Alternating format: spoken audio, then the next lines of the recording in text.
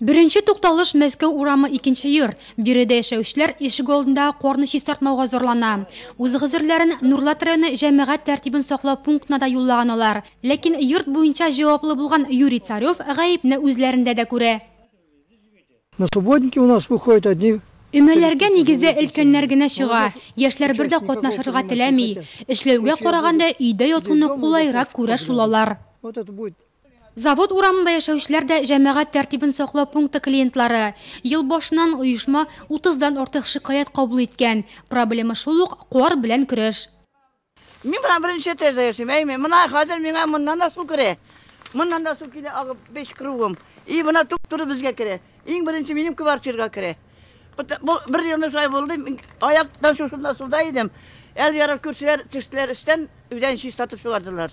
Анда үзем дә исән идем. Хәзер миннән булдыра алмыйм, су басса да, моннан хәтле басса да, мин бер нәрсә эшли алмыйм. Ишек алдындагы кар өчен билгеле бер служба җавап бирсә, менә бу очракта гаеп кемдә? Чүп контейнерлары була торып та тирәгә чүп-чар белән тулы.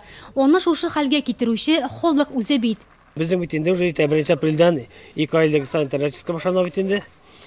Шуның өчен менә халыкка аңлату эшләре барабыз, чтобы итерләрен җыштырсыннар. Уйламасыннар именно халык. Мине беркем күрмәде, шул беркемне барды, ыргытты. Алай түгел. Безнең бар үзебезнең дружиклар үзебезнең шашлык кешеләр дип әйтимме. Алар һәр вакытта фотога төшереп алалар. Телефонда битендә бар. И безгә передателәр.